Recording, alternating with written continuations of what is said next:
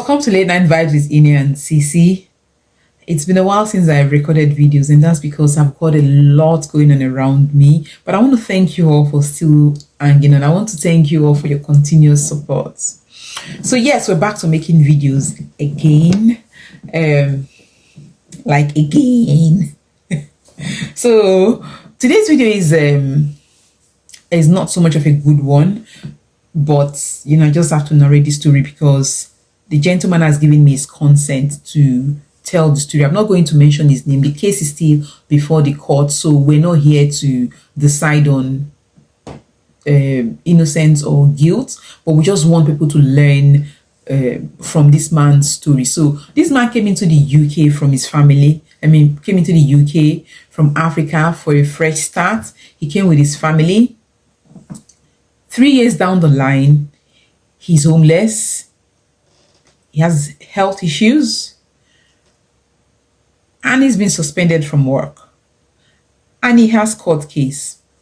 What is the issue? He works in a school as a school conductor, as a bus conductor. On that fateful day, he went to work. As usual, he sat on the bus. People asked that he would like to sit on the man's seat. So he moved to the back of the bus, to sit in the back seat. And where he went to sit on the back seat, and then where he went to sit, he said it was a bit tight. There's this girl that was sat there, and another boy. So he moved the girl's hand so he can he told her to adjust so he can sit. That is from the account he has provided, so he can sit. And then the later started having, so the girl thought that, so when he moved the hand, the girl thought he was going to put her hand on his thigh. So she felt a bit uncomfortable and it was like, no, I'm not putting you, I'm not doing that. No, I'm not doing that. So then he started talking to her about films, he started talking about different films and And he said at some point she felt he's comfortable, and then they started talking. When they got to school, he went to his office or wherever he stays. In the afternoon, he got called by his manager or supervisor saying he should stop work. That is been alleged, so this is an allegation anyway, and then remember that it's not yet been proven. The case is still in court.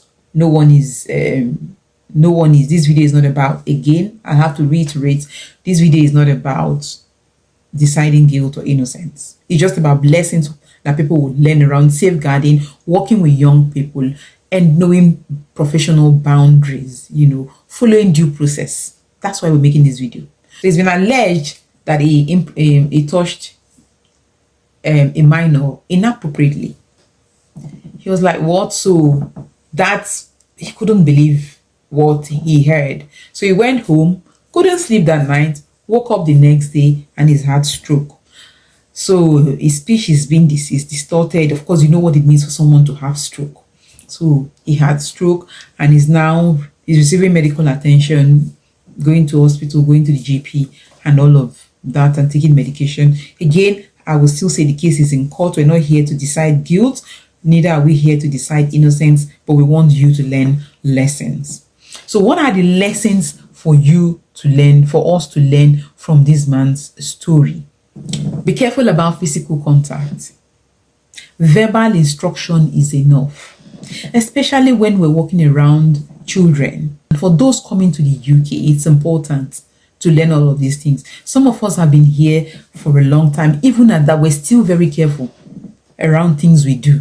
So please, when you're working in schools, be careful. When you're working in vulnerable environments, be careful about physical contacts.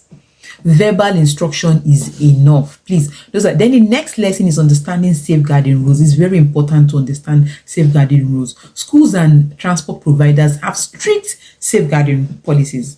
So anyone working with young people should receive training and follow those safeguarding rules to the latter. And then, of course, we know that cultural differences matter. Coming from Africa, different cultural. When he said he moved her hand to say, move. That can be fine in Nigeria, or excuse me, touch, excuse me, or shift, shift or something like that. But in the UK, you don't, that's, I don't know how to explain it. Well, like I said, we're not deciding guilt or innocence. So, but again, so in Nigeria, I can say to somebody, a small girl, shift, come off for year, shift, come off for year. Touching in the UK, physical contacts. So the cultural difference matters. People who move to the UK may find that expectations around personal space, child protection, and professional boundaries differ from those in their home country. Like I said, it differs. So learn your local workplace rules. To the latter, allegations, of course, we know can have serious consequences. So whether it's true or false, it can affect the lives of everyone. Like this, our brother now is affecting his family. So the wife has to be the one taking care of the children and doing everything. And he's on a dependent visa. So the little support that is even bringing to the house is no longer bringing it.